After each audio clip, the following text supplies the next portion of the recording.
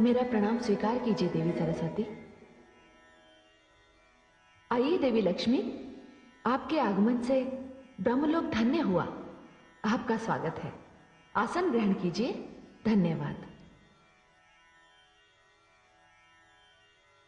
धन्यवाद देवी सरस्वती।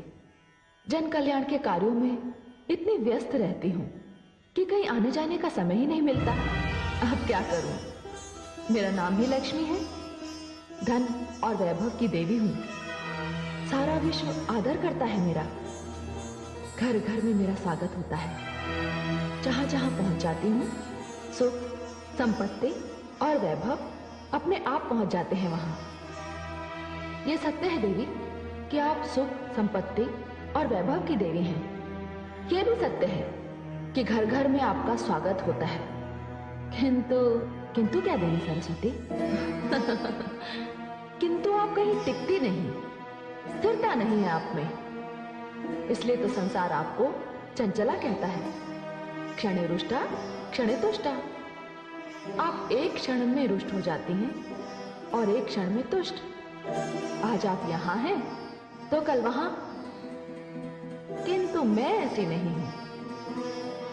मैं तो ज्ञान और विद्या की देवी हूं। मैं एक बार जिस मंदिर में प्रवेश कर जाती हूं, वहां सदा के लिए स्थापित हो जाती हूं। किंतु मेरे बिना किसी को जीवन का सुख नहीं मिलता।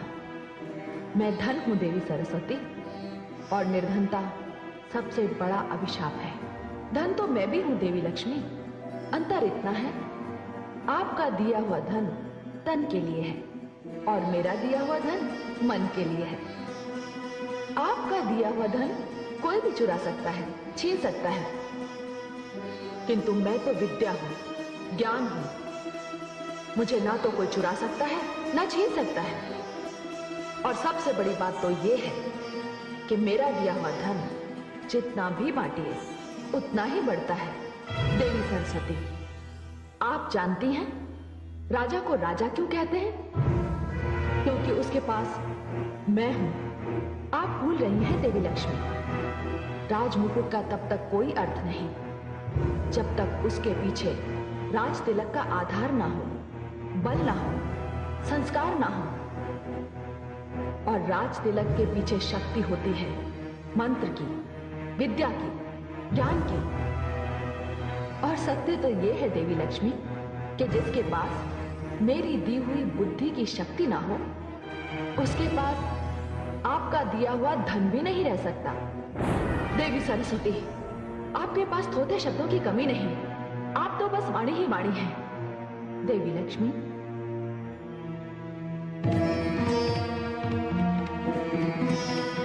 शब्द जब मंत्र बन जाता है तो उसमें दिव्यता आ जाती है। वाणी का जब विद्या से मेल होता है तब वो कंठ की शोभा बन जाती है और संसार उसे सुनने के लिए व्याकुल हो उठता है। वाणी अमृत है, वो सुगंध है जो होठों पर आकर वातावरण को धन्य कर देती है। देवी सरस्वती, सत्य तो ये है कि मेरे आने से उदास वातावरण आनंदमय हो जाता है। रोते हुए मुख हंसने लगते हैं। और वो बात तो आपने अवश्य सुनी होगी कि भूखे पेट भजन भी नहीं होता। देवी सरस्वती, आप कुछ भी कह लीजिए, मैं श्रेष्ठ हूं। देवी, ज्ञान और धन में यदि कोई श्रेष्ठ है तो वो है ज्ञान। क्योंकि ज्ञानी की पूजा तो राजा भी करता है। अतः श्रेष्ठ मैं हूं। आप श्रेष्ठ हैं या मैं, हम दोनों इस विवाद में ना पड़कर इसका निर्णय भगवान विष्णु पर छोड़ते हैं कि हम दोनों में कौन श्रेष्ठ है। मुझे स्वीकार है, तो चलिए।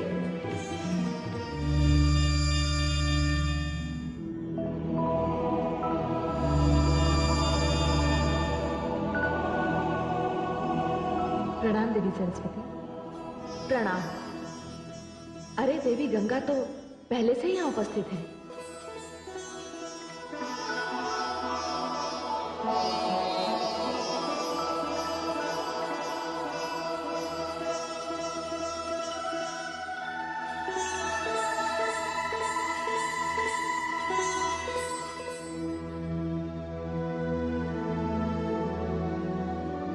हे देवी लक्ष्मी, आप मुझे स्वयं यहाँ लेकर आई हैं। आपने मुझे आसन तक ग्रहण करने को नहीं कहा। क्या विष्णु लोक में अतिथियों का सत्कार इसी प्रकार किया जाता है? क्षमा करें देवी सरस्वती। देवी लक्ष्मी तो श्री नारायण के हृदय में निवास करती है और मुझे अपने चरणों में रहने का अधिकार स्वयं श्रीहरि विष्णु ने ही दिया है। और रही आपकी बात, तो आपके लिए तो सदैव ही यहाँ स्थान की कमी रहती है। ये समस्या मेरी नहीं, आप ही की है।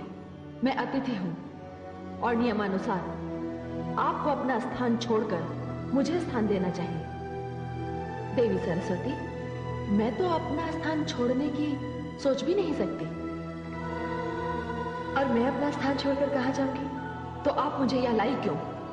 अब तो ये बात मुझे स्वयं श्री हरि से पूछनी पड़ेगी कि यहाँ मेरा स्थान कहाँ है। किंतु इस समय ये संभव नहीं है देवी सरस्वती। वे योग निद्रा में हैं। मैं उन्हें जगाऊंगी और मैं आपको इसकी अनुमति नहीं दूंगी। आप घोर अपमान कर रही हैं मेरे देवी लक्ष्मी। देवी लक्ष्मी सत्य ही तो कह रही है। देवी गंगा, मैं जानती हूँ कि आप इनकी हाँ में हाँ क्यों मिला रही हैं। मैं ये भी भली भांति जानती हूँ कि वो कौन है जो मेरे विरुद्ध आपके कान भरता रहता है। भला मेरे कान कौन भरेगा? देवी गंगे हो ना हो, देवी सरस्वती का संकेत मेरी ओर है। इन्हें संदेह है कि इन्हें चढ़ाने के लिए मैं आपको उकसाती हूँ। संदेह नहीं देवी लक्ष्मी, मुझे पूर्ण विश्वास है। ये सरासर अन्याय है देवी सरस्वती। ये बात मैं भली भांति जानती हूँ कि आप भगवान श्री हरि विष्णु के चरणों में स्थान पाने के लिए सदैव ही व्याकुल रहती है। किंतु नीलकमल ने यह स्थान स्वयं मुझे दिया है और आप देवी लक्ष्मी से व्यर्थ ही रुष्ट हो रही है। गंगा सत्य कह रही है देवी सरस्वती। हाँ, गंगा तो सत्य ही कहेगी ना। मैं आप दोनों के षड्यंत्र को, इस अभिनय को भली भांति जानती हूँ। देखिए देवी सरस्वती, यदि आपके मन में देवी लक्ष्मी के लिए कोई दुराग्रह है तो कृपया मुझे क्षमा करें। मुझे व्यवहार में ना लाएं। गंगे, आपको व्यवहार में लाने की क्या आवश्यकता है मुझे? मैं स्वयं इतनी सक्षम हूं कि अपने ज्ञान से, अपनी बुद्धि से, अपनी योग्यता से एक दिन श्री हरि के चरणों में ही नहीं, हृदय में स्थान प्राप्त कर लूंगी। नहीं देवी सरस्वती, नहीं, वो दिन कभी नहीं आएगा। उनके हृदय में मेरा निवास है और कोई कितना भी शक्तिशाली क्यों ना हो, मुझे श्री हरि के हृदय से कोई नहीं निकाल सकता। अच्छा, तो आप मुझे चुनौती दे रही है देवी लक्ष्मी। देखिए देवी सरस्वती, आपका विवाद देवी गंगा से आरंभ हुआ और अब आपने अपने क्रोध का लक्ष्य मुझे बना लिया। देवी, यदि आपको मुझसे ईर्ष्या है कि मैं ऐश्वर्य और वैभव की देवी हूं, तो इसमें मेरा कोई दोष नहीं। यह स्थान तो मुझे स्वयं आदि शक्ति परमेश्वरी ने दिया है। अच्छा, तो बहुत अहंकार है आपको अपने वैभव और अपने ऐश्वर्य पर। तो जाइए देवी लक्ष्मी, मैं आपको इस स्थान से अर्थात विष्णु लोक से दूर करती हूँ। देवी सरस्वती, जाइए, मैं आपको शाप देती हूँ। नहीं देवी सरस्वती, आप विष्णु लोक छोड़कर धरती पर चली जाएंगी और वहां तुलसी हो जाएंगी और आपका संबंध भगवान विष्णु से समाप्त हो जाएगा और धरती पर आपका विवाह किसी असुर से होगा।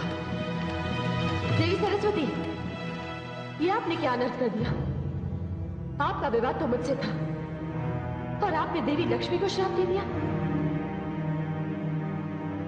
ये अनर्थ मैं सहन नहीं करूंगी।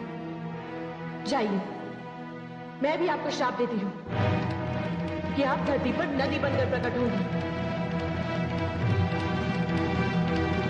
जाइए, नीचे उतर जाइए। देवी गंगे, आपने देवी लक्ष्मी के लिए मुझे शाप दिया, तो मैं भी आपको शाप देती हूं कि अब आप श्री हरि के चरणों से निकलकर धरती पर नदी बनकर उतरेंगी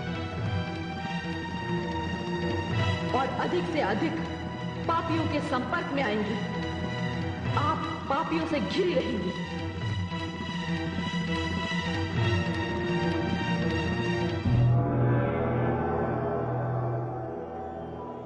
हे आदिशक्ति परमेश्वरी, ये क्या हो रहा है?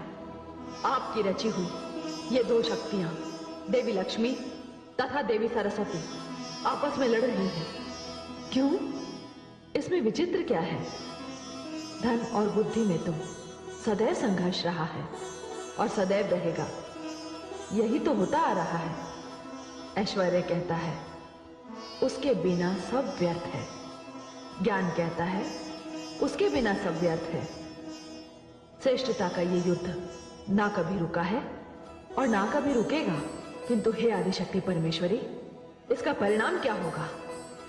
ये तीनों देवियां जाएंगी कहां?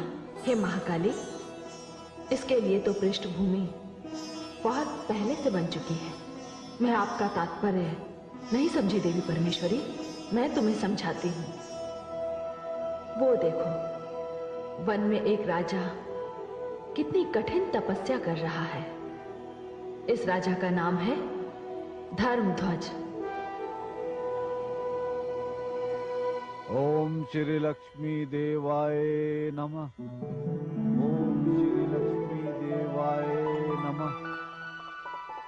ओम श्री लक्ष्मी देवाय नमः। ओम श्री लक्ष्मी देवाय नमः। ओम श्री लक्ष्मी देवाय नमः। ओम श्री लक्ष्मी देवाय नमः। ओम श्री लक्ष्मी देवाय नमः। ओम श्री लक्ष्मी देवाय नमः। ओम श्री लक्ष्मी देवाय नमः। ओम श्री लक्ष्मी देवाय नमः। ओम श्री लक्ष्मी देवाय नमः। ओम श्री लक्ष्मी देवाय नमः। हे देवी परमेश्वरी, ये तो देवी लक्ष्मी की तपस्या कर रहा है। ये धर्मध्वज क्या चाहता है? हे देवी, इसकी कोई संतान नहीं है और वो देवी लक्ष्मी को संतान रूप में प्राप्त करना चाहता है। सच पूछो तो मेरी भी यही इच्छा थी कि ये देवियां स्वर्गलोक से पृथ्वी पर जाएं और पृथ्वी निवासियों के काम आए। हे देवी परमेश्वरी, ये कैसे होगा? देवी लक्ष्मी पृथ्वी पर तुलसी बनकर जन्म लेगी। देवी सरस्वती एक कल्याणकारी जलधारा के रूप में प्रकट होंगी और देवी गंगा को भागीरथ नाम का एक महान तपस्वी राजा धरती पर उतार कर ले जाएगा। हे देवी परमेश्वरी, यह सब आपकी इच्छा से हो रहा है। आपकी लीला अपरंपार है। मैं भी देखती हूं पृथ्वी पर उतर कर ये देवियां क्या करती हैं। किंतु इस समय तो देवी लक्ष्मी अपने शाप को लेकर बड़ी चिंतित हैं।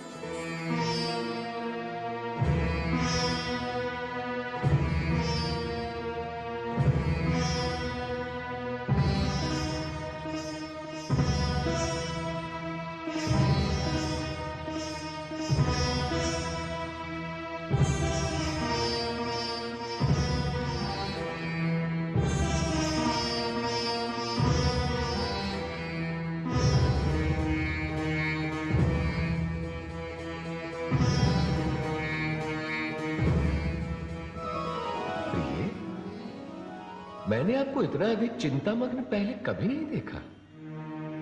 हे कमल लोचन, आप तो यूं ही योग निद्रा में थे। आपको तो ज्ञात भी नहीं होगा कि यहां देवी सरस्वती ने पधार कर क्या अनर्थ कर दिया। नहीं नहीं, मुझे तो कुछ भी ज्ञात नहीं, परंतु अनर्थ क्या हुआ? हे कमल लोचन, कहां मैं और कहां वो, और वो मुझे शाप देकर चली गई। श्राप? आपको श्राप? क्या श्राप दिया उन्होंने आपको? मानव योनि में जन्म लेने का। प्रिय, ये तो कोई श्राप ना हुआ, ये तो विधि ने पहले से ही रच रखा है। कदाचित आप ये नहीं जानते कि राजा धर्मध्वज आपको पुत्री रूप में प्राप्त करने के लिए आप ही की तपस्या कर रहे हैं। यदि आप उनका कष्ट देखेंगे तो आपका हृदय पिघल जाएगा और आपको उन्हें वर देना ही पड़ेगा। तनिक देखिए तो कि राजा धर्मध्वज की क्या स्थिति है। वन में तपस्या करते करते उनके शरीर पर धूल मिट्टी ने अपना डेरा जमा रखा है। वे कभी भी किसी भी भयानक वन्य प्राणी का आहार बन सकते हैं। आप तो करुणामयी है ना? जाने आपका ध्यान राजा धर्मध्वज की ओर क्यों नहीं गया?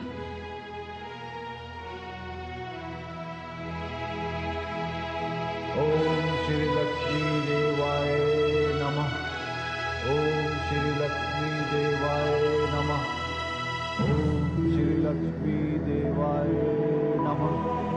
ओम श्री लक्ष्मी देवाय नमः। ओम श्री लक्ष्मी देवाय नमः। ओम श्री लक्ष्मी देवाय नमः। ओहो, हे कमल लोचन, महाराज धर्मध्वज तो सचमुच बड़े कष्ट में हैं।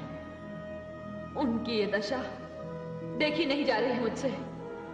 मैं तो इसी समय जाकर उन्हें वरदान दे दूं, किंतु मैं आपके इस किंतु को भली भांति समझता हूं देव।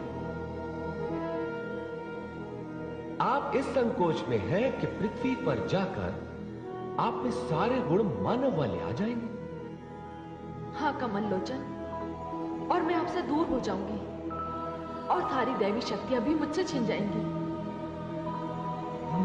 ये बात तो है, किंतु मानव में एक विशेष गुण तो है कि वो अपनी तपस्या के द्वारा कुछ भी प्राप्त कर सकता है। ठीक उसी प्रकार जिस प्रकार राजा धर्मध्वज को आप पुत्री के रूप में उसकी तपस्या के द्वारा प्राप्त होगी। हाँ, ये सत्य है। किंतु हे कमल लोचन, आपको मुझे सहयोग देना होगा। संसार में मैं आपके बिना कैसे रह पाऊंगी? हे प्रिय, आपसे दूर तो मैं भी नहीं रह सकता। मैं आऊंगा, आपके लिए अवश्य आऊंगा, क्योंकि आपको इस श्राप से मुक्त करने के लिए तो मुझे आना ही होगा। नहीं तो मेरा यह वैकुंठ अपनी शक्ति के बिना सूना सूना लगेगा। फिर आज्ञा दीजिए कमल लोचन, मैं प्रस्थान करती हूं।